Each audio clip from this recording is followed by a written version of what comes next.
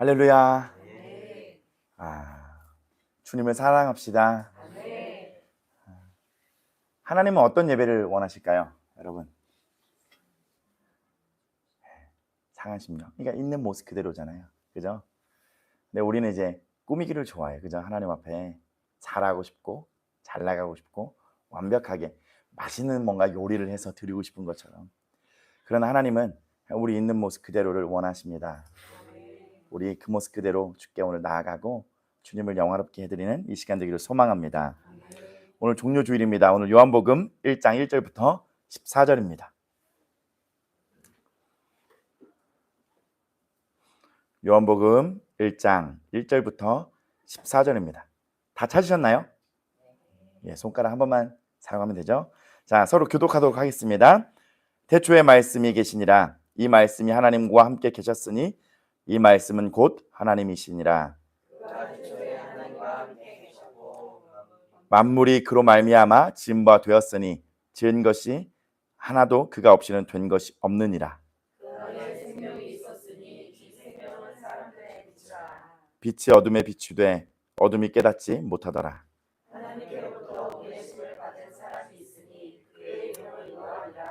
그가 증언하러 왔으니 곧 빛에 대하여 증언하고 모든 사람이 자기로 말미암아 믿게 하려 함이라.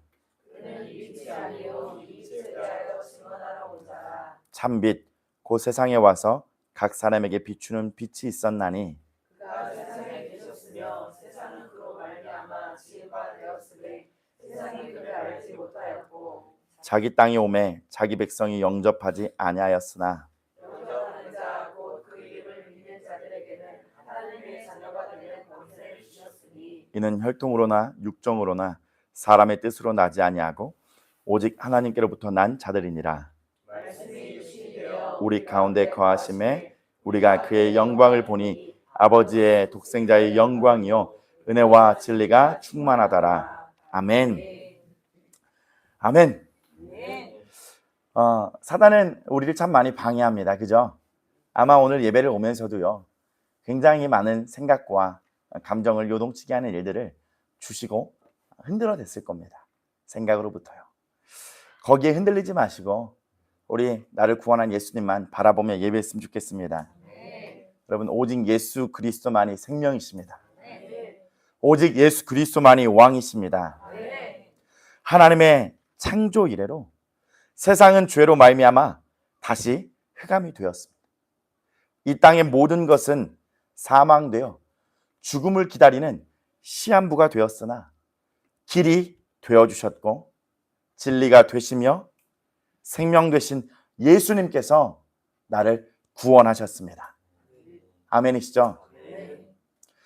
여러분, 예수님만 바라봅시다. 그리고 주님을 사랑합시다. 오늘 말씀의 제목을 한번 띄워주세요. 뭐예요? 네, 세상에서 가장 위대한 일, 종료주일인데 앞과 뒤를 잘라주셨어요. 자, 세상에서 가장 위대한 일, 오늘 종료주일입니다. 네, 세상에서 가장 위대한 일. 자, 오늘 종료주일이고 오늘을 이제 기점으로 고난주간이 시작이 됩니다. 여러분, 세상에서 가장 위대한 일이라고 얘기했지만 한국 땅에서 가장 위대한 일을 뽑자면 어떤 게 생각나십니까? 정답은 없습니다. 이건 참 위대하다. 한국 땅에서 이거는.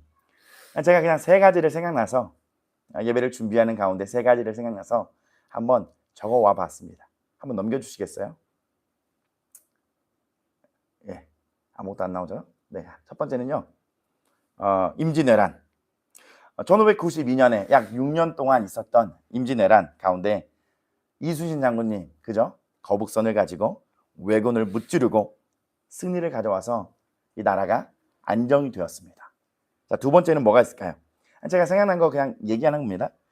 1945년 8.15 광복이 일제에 의해 빼앗긴 나라를 되찾은 날입니다. 위대하죠, 그죠? 세 번째는요, 인천 상륙작전입니다. 1950년 9월 15일이라고 합니다. 낙동강 지역 그 외 한반도가 다 북한군에게 넘어갔을 때 메가더 장군에 의해서 다시 이 작전을 통해서 나라를 지켜냈습니다. 여러분, 이 세 가지를 말씀드렸지만 대한민국 땅을 지키기 위하여 수많은 죽음이 있었거든요. 대한민국 땅을 지키기 위하여 우리의 선조들은요, 많은 목숨을 잃었습니다. 왜 그랬습니까? 우리 선조들이 목숨을 걸고 지키려고 했던 것이 바로 이 나라의 자유였고요, 우리들의 정체성 때문이었습니다. 우리가 왜군에 넘어갔으면 지금 사요나라, 이타다키마스 이러고 있을 거예요. 우리의 자유와 이 정체성을 지키기 위해서 많은 이들이 죽음을 내던졌어요. 대한민국의 뜻깊은 역사 보시면요, 이승만 대통령을 통하여 복음으로 다시 이 나라가 건국되어졌죠. 주님께 감사한 겁니다. 그죠? 이 시대를 살아가고 있는 우리는요, 너무 살기가 편해요. 자유롭습니다. 예수님을 마음껏 찬양할 수 있습니까? 없습니까? 예, 아직까지는요, 길 가다 찬양을 하는 것도 잡아가지 않아요. 복음을 전하면서 누가 잡아갑니까? 안 잡아갑니까? 안 전해봐서 모르겠다고요? 잡아가지 않아요. 제가 예전에 단기 선교로 싱가포르를 간 적이 있어요. 복음을 전하는 것이 그렇게 깨끗하고 작은 땅덩어리지만 발전된 나라에서도 복음을 전하는 것도 잡혀갑니다. 복음을 전하는 게 금지된 나라들이 굉장히 많아요. 예전에 단기 선교를 갔었을 때 인도네시아 선교사님 그랬습니다. 대표 기도를 할 때 한국말은 외국 사람들이 못 알아니까 괜찮아요. 눈을 감고 묵도하지 마세요. 그 선교사님이 정확하게 이렇게 고백했어요. 왜요?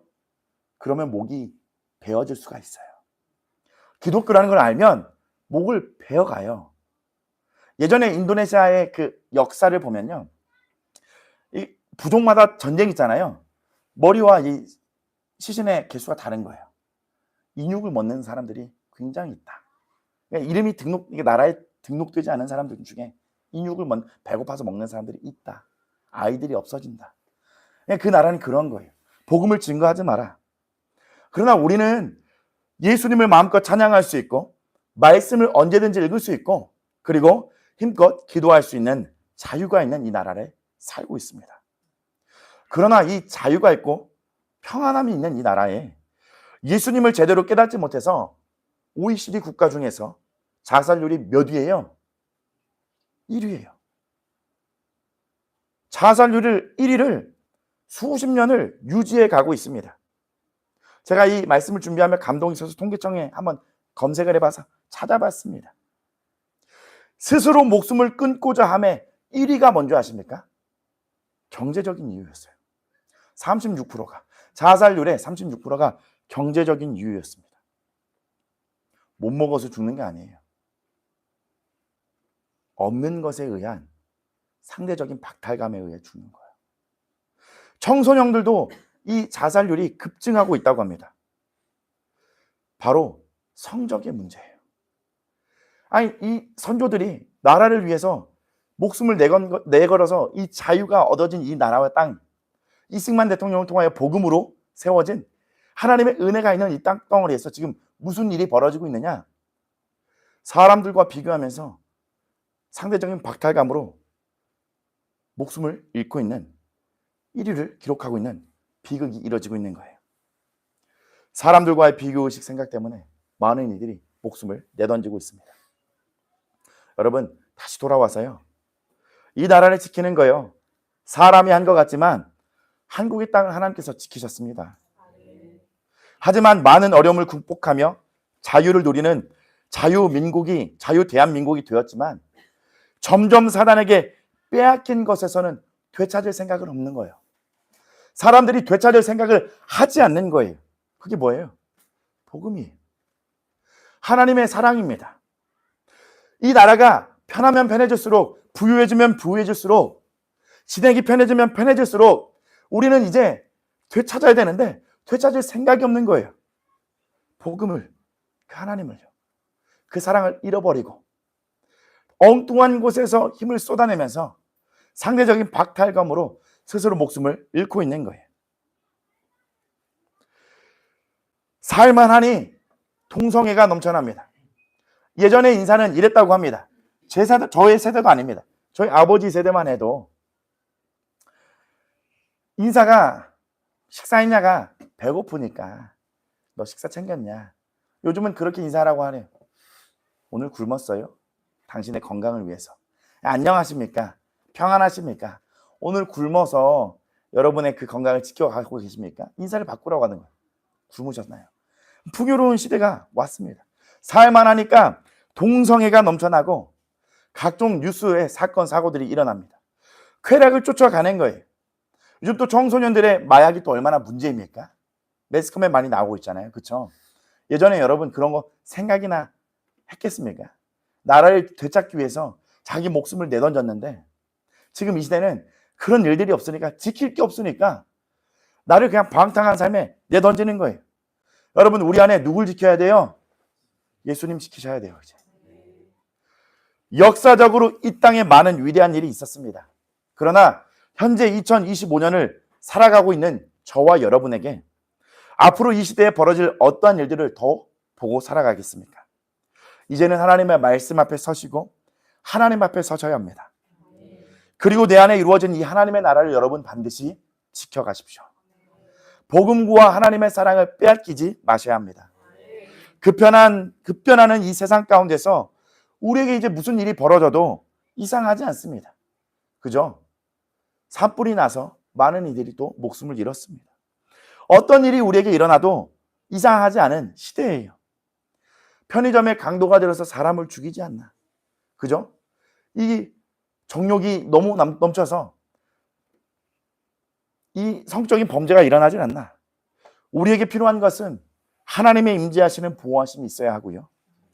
언제든지 주님 앞에 설 때 구별될 수 있는 거룩한 믿음이 있어야 합니다. 하나님께서 행하시는 가장 위대한 일이 오늘 내 안에 있음을 보게 되시길 예수님의 이름으로 축복드립니다. 여러분, 깨달아야 해요. 깨달아야 합니다. 예수님의 그 사랑 깨달아야 합니다. 그걸 깨닫지 못해서 이 나라가 평안하고 자유가 있지만 쾌락으로 가는 거고요. 범죄로 가는 거고요. 내 생각에 옳은 대로 가는 거예요. 여러분, 하나님의 복음을 깨달으셔야만 합니다. 여러분, 성경에서 모든 곳에서 가르치고 있는 것이요. 한 분 계세요. 누구예요? 예수님이죠. 요한복음 더욱더 예수님을 가르치고 있습니다. 여러분, 요한복음을 끝까지 읽어보시면 오늘의 본문에 5절의 키워드를 저에게 주셨어요. 같이 읽어볼까요? 시작. 우리 한 번 더 한 목소리 읽겠습니다. 시작. 빛이 어둠에 비추되 어둠이 깨닫지 못하더라. 계속 깨달아야 한다라고 성경에서는 말씀하고 있거든요. 빛이신 한 분이 계시는데 그가 누구인지를 깨달아야 한다고 말씀하고 있어요. 여러분, 요한복음을요 손으로 그냥 착착 넘겨가면서 말씀 위에 소제목들 있잖아요. 그죠? 보시면 깨달아야 한다라는 것을 중점으로 이렇게 보시면 요한복음이 다 뭘 가리키냐면 누구인지 알아야 된다는 거예요. 사마리아 여인이든 니고데모를 만나는 예수님이든 내가 누구인지 알아야 된다는 거예요. 쫙쫙쫙 한번 넘기면서 시간 되실 때 한번 보십시오. 쫙쫙 넘겨보면서 예수님은 이 요한복음에서 뭘 기록하고 있냐면 예수님이 무엇을 위해 왔고 누굴 위해 왔으며 어떠한 마음을 가지고 왔는지 깨달아야 한다라고를 말씀하고 있어요. 베드로 예수님을 배신했죠. 그죠? 모른다 했고 부인했습니다. 부활하신 예수님을 만났을 때 깨달은 예수님이 깨달은 베드로에게 뭐라고 얘기하냐면 마지막에는 내 양을 먹이라고 말씀하고 있어요. 깨달은 자는 내 양을 먹이게 된다. 세례 요한도 요한복음 1장 29절에 예수님을 가리키며 뭐라고 얘기했냐면 보라, 세상 죄를 지고 가는 하나님의 뭐래요? 어린 양이로다. 오늘 예수님이 누구인지를요 분명하게 깨닫는 그 은혜가 있기를 예수님의 이름으로 축복드립니다. 본문 말씀 1절 우리 같이 한번 읽도록 합니다. 시작. 태초에 말씀이 계시니라. 이 말씀이 하나님과 함께 계셨으니 이 말씀은 곧 하나님이시니라. 아멘. 이 태초는 시간을 의미해요. 계시다는 것은 장소를 의미합니다. 시공간을 초월하시는 말씀이 계신 거예요. 이 말씀이 하나님과 함께 계셨고 이 말씀을 또 누구라고 말씀합니까? 하나님이십니다. 2절에 보니까 이 말씀을 그가라고 표현합니다. 그가 태초에 하나님과 함께 계셨다. 3절입니다. 만물이 그로 말미암아 지은 바 되었으니 지은 것이 하나도 그가 없이는 된 것이 없느니라. 히브리서의 기자도 동일한 말씀을 기록해두고 있습니다. 깨달은 자도요, 깨달은 자들은 동일하게 성경에 그렇게 기록하고 있는 거예요. 히브리서 1장 2절입니다. 같이 읽어볼까요? 시작. 이 모든 날 마지막에는 아들을 통하여 우리에게 말씀하셨으니 이 아들을 만유의 상속자로 세우시고 또 그로 말미암아 모든 세계를 지으셨느니라. 3절입니다. 같이 읽습니다. 시작. 이는 하나님의 영광의 강차시요 그의 능력의 말씀으로 만물을 붙드시며 죄를 정결하게 하는 일을 하시고 높은 곳에 계신 지극히 크신 이의 우편에 앉으셨느니라. 아멘. 세례 요한복음에도 히브리서 기자도 뭐라고 얘기하냐면 이 아들은 만유의 상속자로 세우셨고 모든 세계를 지으신 분이라고 말씀하고 있습니다. 그리고 하나님의 영광의 광채이시고 그 본체의 형상이라고 말씀하고 있습니다. 그리고 첫 번째는요, 능력의 말씀으로 만물을 붙드시고 계신다라고 말씀하고 있고요. 두 번째는 죄를 정결하게 하는 일을 하셨다라고 말씀합니다. 누구세요? 예수님이세요. 능력의 말씀으로 만물을 붙드신다는 것은 모든 계획이 하나님의 계획 아래 창조되어 왔고 우리도 하나님의 그 계획 가운데 있음을 말씀하고 있는 겁니다. 그 계획 가운데 빠질 수 없는 것이 뭐냐면 저와 여러분의 죄를 사하셨다는 거예요. 여러분, 예수님이 이 이유 때문에 오신 것입니다. 본 말씀 4절에 보니까 그 안에 생명이 있었으니 이 생명은 사람들의 빛이라고 말씀합니다. 그 말씀 안에 뭐가 있다고요? 생명이 있습니다. 그 말씀 안에 생명이 있습니다. 5절, 본문 5절입니다. 빛이 어둠에 비추되 어둠이 깨닫지 못하더라. 말씀이신 예수님이 그 밝은 빛이 어둠에 비치는 거예요. 이 빛은 생명이에요. 보세요. 생명을 우리에게 비추어 주시는 거예요. 그러면 죽음과 사망에 빠진 자를 일으켜 주시고 살려 주시는 것이에요. 예수님은 그 일을 위해서 오신 거예요. 사망을 일으키기 위해서요. 죽은 자를 살려주기 위해서요. 저와 여러분을 구원하기 위해서 예수님이 이 땅에 오신 것입니다. 히브리서 2장 14절 자녀들은 혈과 육에 속하였음에 그도 또한 같은 모양으로 혈과 육을 함께 지니심은 죽음을 통하여 죽음의 세력을 잡은 자 곧 누구를 멸하신다고 합니까? 마귀를 멸하시며. 15절입니다. 같이 읽습니다. 시작. 또 죽기를 무서워함으로 한평생 매여. 없나요? 네. 히브리서를 안 바꿨군요. 읽습니다. 시작. 또 죽기를 무서워함으로 한평생 매여 종노릇하는 모든 자들을 놓아주려 하심이니. 아멘. 죽기를 무서워하는 자, 두려움에 있는 자.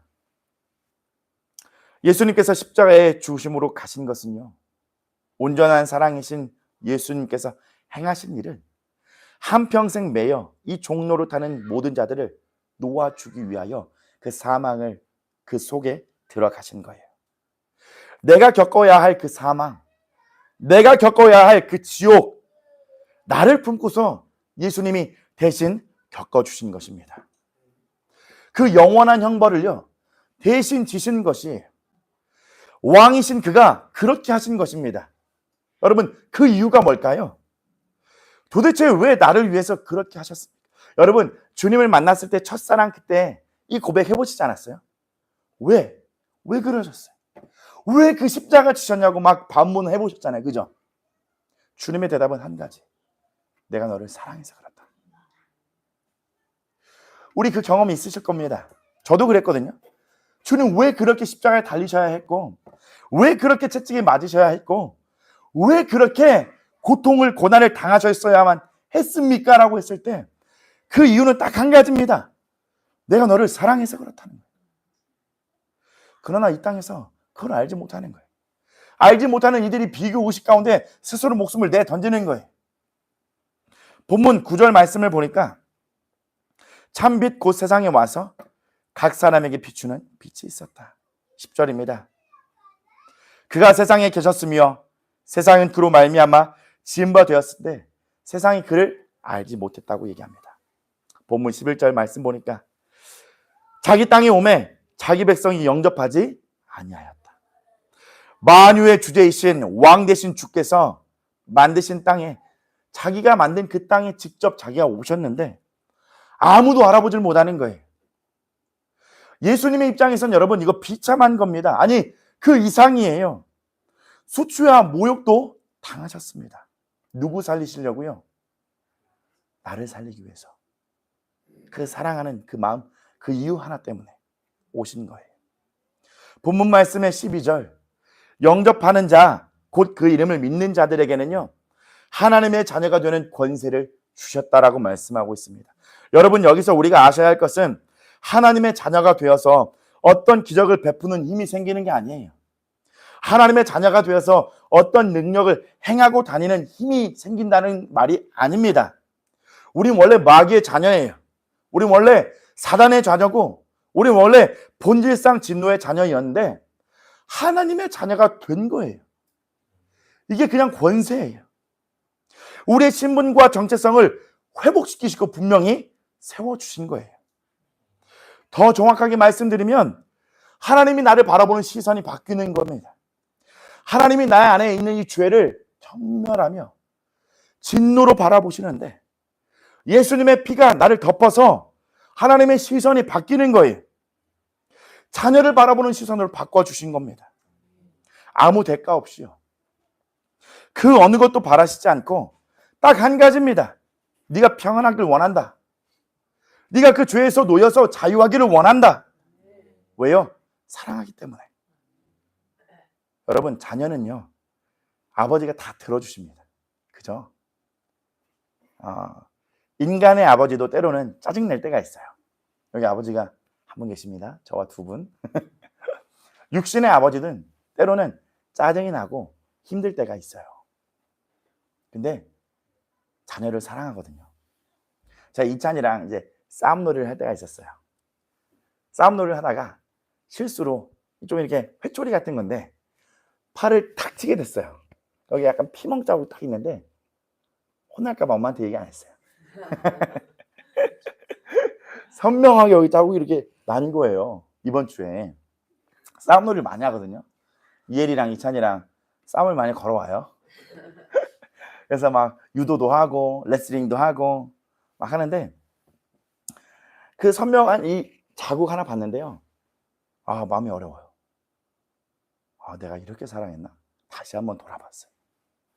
이 자국 하나가 있는데 이 하나로 마음이 좀 아프고 애리고 어렵던지요. 하물며 이 죄 있는 육신의 아버지도 이 아들의 작은 일에 이렇게 마음이 아프고 어려운데요. 하나님은 어떻겠냐는. 하나님은 그 자녀를 바라보실 때 그 마음이 어떻게? 하나님의 사랑은 도대체 우리를 바라보면서 어떤 마음이시겠냐는. 여러분 이 세상에서 가장 위대한 일은요. 하나님이 나를 사랑하셨다는 거예요. 죄인인 나를 버리지 않으셨다는 것입니다. 여러분 요즘에 계속 자기 모습 보시죠. 답도 없죠. 그죠? 시도 때도 없이 올라오는 이 두려움, 불신들, 정죄와 판단들.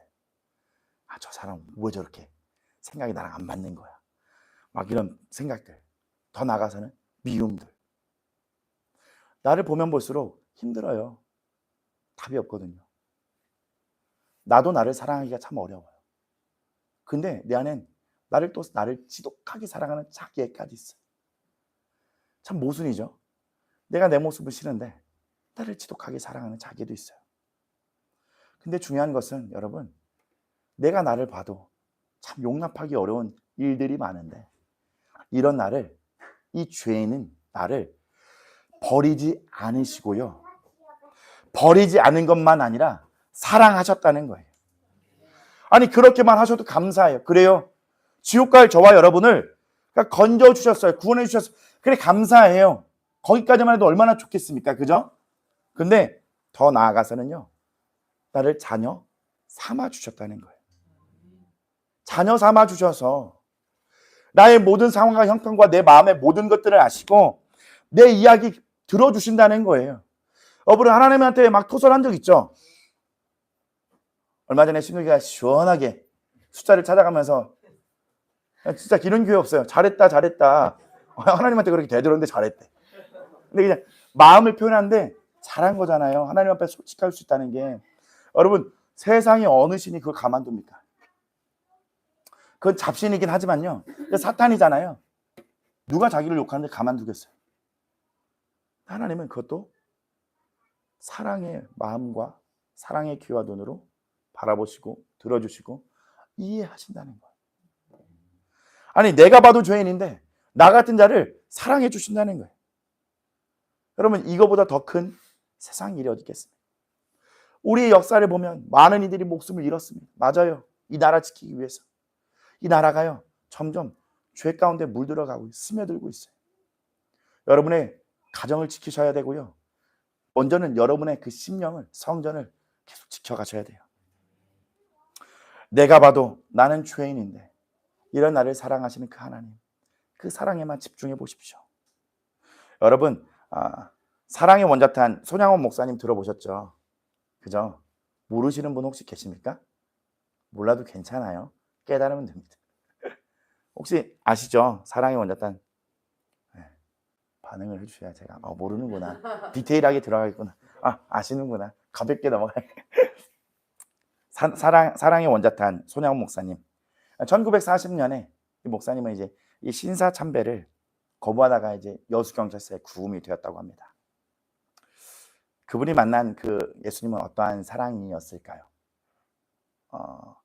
그 애양원에서 한센병 그죠? 이걸 입으로 직접 빨아주고 그 사랑은 도대체 어떤 사랑일까? 우리 똑같은 성전을 갖고 있는 사람이거든요. 나랑 마음에 안 드는 사람만 봐도요. 이건 한센병보다 더 심한 취급하잖아요. 저 인간 저거 그냥 머리털 뽑아야 할 저거 미움이 막. 근데 그게 아니라 정말 이 고름이 나는 썩은 것을 입으로 빨아주는 이 사랑은 도대체 이게 인간에게서 나올 수 없는 사랑은 어떤 사랑을 알았길래 그게 가능했을까요? 그리고 1948년에 여러분 잘 아시겠지만 두 아들을 한 번에 잃은 사건이 있었습니다. 그 이름 안재선이라고 하는 그 사람이 그 손양원 목사님의 두 아들을 죽여요. 순교를 당하게 되죠. 두 아들을 하루아침에 잃어버린 그 손양원의 목사님의 그 마음은 어땠을까요? 근데 여러분 잘 아시다시피 그 죽인 사람을 안재선이라는 그 사람을 어떻게 했죠? 네, 자기 양아들을 삼아요. 용서하고 용납하여서 자신의 아들로 받아들입니다. 저는 사랑하는 초대교회 성도님들에게 이렇게 고백드립니다. 여러분 손양원 목사님도 성경에서는 죄인이라고 말합니다. 저희와 똑같은 죄인이거든요. 어떻게 자신의 두 아들을 죽인 자를 자신의 아들로 삼을 수가 있었을까요? 우리와 성경이 같은 손양원 목사님도 하나님의 사랑을 많은 이들이 우리도 지금도 알게 되잖아요. 어떻게 그 일을 할 수 있었을까? 그 안에 계신 사랑의 주님께서 용서하게 하셨고 그 아들을 죽인 자를 용납하게 하셨고 아들로 품게 하셨던 거거든요. 여러분 세상에서 가장 위대한 일은 하나님의 사랑을 받은 자들이 그 사랑을 행해 나가는 것이 가장 위대한 일입니다. 여러분 세상에서 가장 위대한 일은요 만물을 만드신 하나님께서 나를 위해 죽으신 것이고요 하나밖에 없는 아들을 우리에게 보내주셨고 예수 그리스도께서 저와 여러분을 위하여 죽으셔서 하나님의 자기의 사랑을 확증해 보이셨다는 겁니다. 예수님께서 오늘 종려주일인데요 나귀를 타고 예루살렘에 입성하실 때의 말씀을 읽어보면요 요한복음 12장 13절 현대인의 성경입니다. 제가 읽어드릴게요. 종려나무 가지를 꺾어가지고 예수님을 맞으러 나가서 호산나 주의 이름으로 오시는 분 이스라엘의 왕에게 찬양을 하고 외쳤다. 많은 이들이 이 종려나무 가지를 흔들며 왕을 맞았습니다. 이스라엘에게 만족을 가져다 줄 거라고 아마 생각했을 겁니다. 예수님은 근데 그들의 속을 다 아시죠. 많은 이들이 결국 십자가에서 본인을 떠날 것을 알고 계셨어요. 보잘것없는 나귀 새끼를 타고 가는 그 모습이 우스꽝스러울 수도 있어요. 제가 원어적으로 찾아보니까 이 나귀 새끼가 정말 어린 나귀 새끼더라고요. 어린 작은 나귀에 예수님이 타고 가시니 그 모양새가, 그러니까 예수님을 뭔가 범접할 수는 없어요. 능력을 행하고 죽은 자 살리고 그리고 이스라엘 메시아구나 막 그 마음은 있지만 나귀를 타고 오는 그 모습이 우스울 수도 있겠다라는 생각은 있어요. 죄인들에게 그 생각이 있을 수 있습니다. 이 여리고성에 들어가기 전에 예수님께서는 죽은 나사로를 살리신 사건을 여러분 잘 아실 겁니다. 그때 예수님께서 눈물을 흘리시거든요. 죽은 나사로를 보면서. 사람들 속에는 두 가지 반응이 있었어요. 요한복음에 보면 두 가지 반응이 있었어요. 야, 그를 얼마나 사랑하시기에 저렇게 눈물을 흘리실까? 또 다른 반응은 어떤 반응인지 아세요? 아니, 맹인의 눈을 뜨게 한 그 사람이 그 사람 죽지 않게 할 수 없더냐? 두 가지의 반응으로 사람들은 나누거든요. 그 반응에 예수님은 나사로를 사랑하는 마음과 이 사람들의 마음을 아신 예수님의 반응은 요한복음 11장 38절에 보면 이에 예수께서 속으로 비통히 여기시며 나사로가 있는 그 무덤으로 갑니다.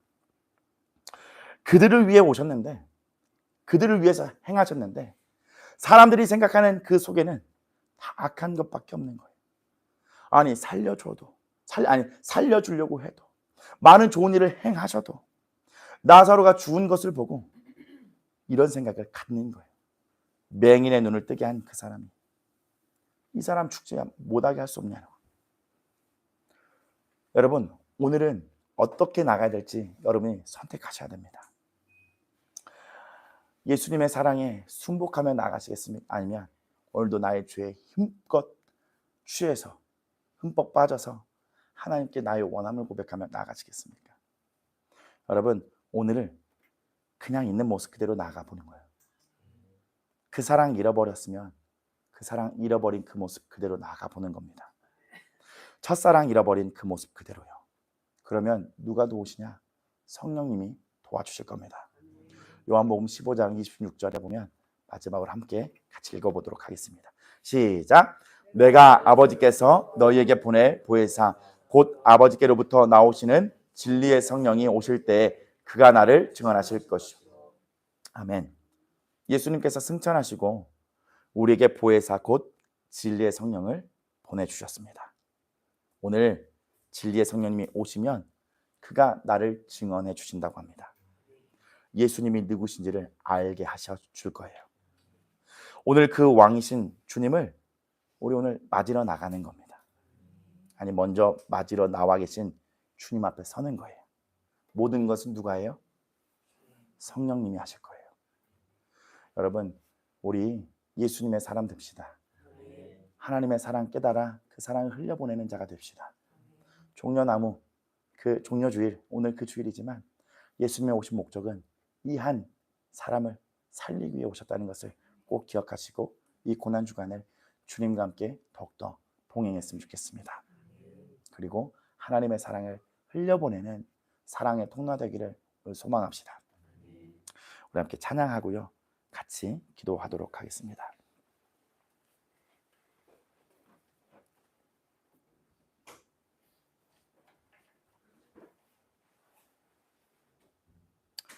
우리 함께 십자가 전달자 찬양하고 이런 나를 주님 사랑하심에 하나님 감사합니다 하고 주님께 그냥 두 손 들고 나가는 겁니다. 함께 찬양하겠습니다.